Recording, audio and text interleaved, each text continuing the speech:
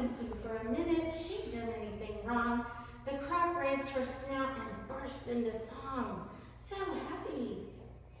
But her thick-skinned friend shouted not a single bravissimo. That's a huge word. What does bravissimo mean? Can y'all say that? Bravissimo.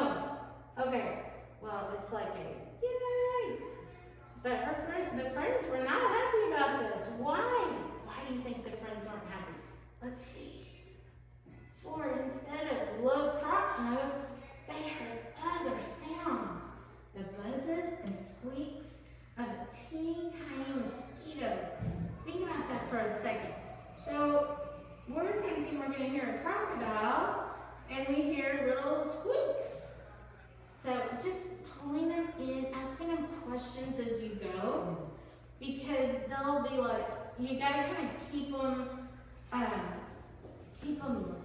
looking, keeping them focused, because these are some long pages.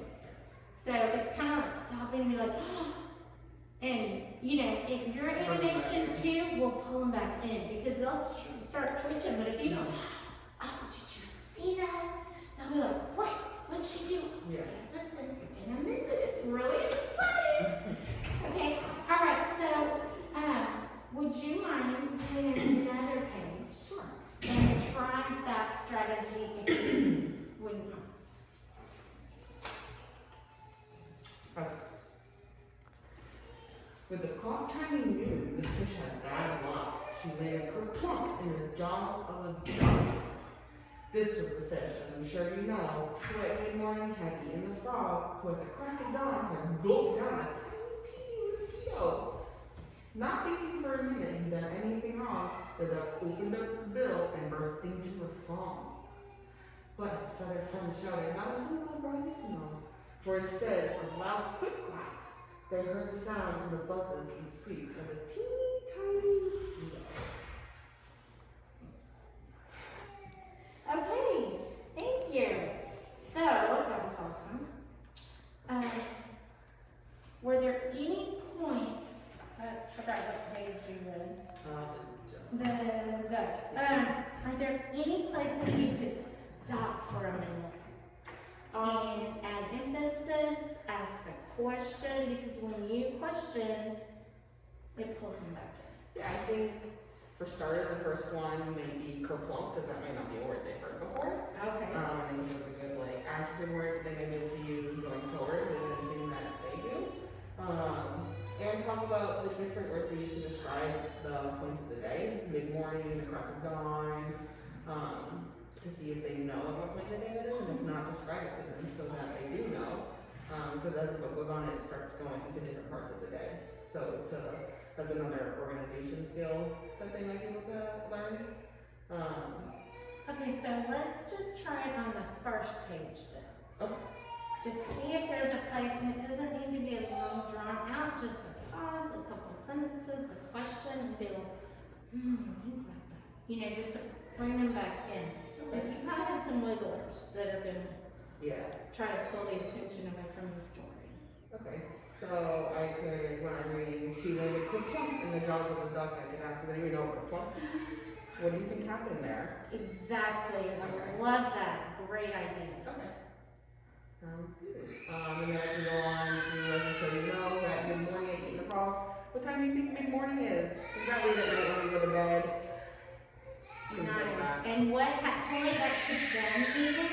What we got another child. What happens at your midnight? Okay. Oh, that's snack time. Right.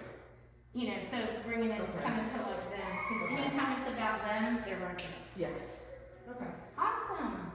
Okay, very good. So, you're reading this story, then what do you do?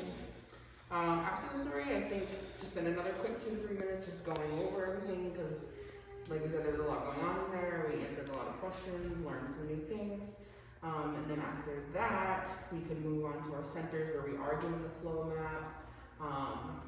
And that could be the exit ticket for when they're leaving the classroom to show what they've learned thus far in this lesson.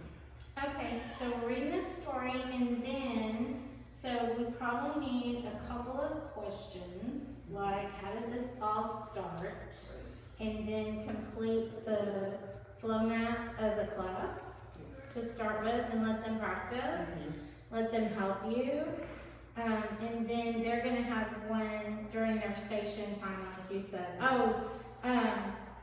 No, didn't we change that just to working the puzzle? Y'all are gonna do this. Yes. And then they're gonna line it up and you'll be able to circle around Right. when they're ready and they Yes. can tell you about it. Yes. And that can be their exit ticket. Yes.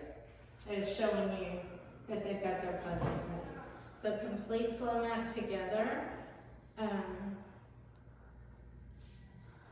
Okay, do you have any questions for me? I do not believe that I do.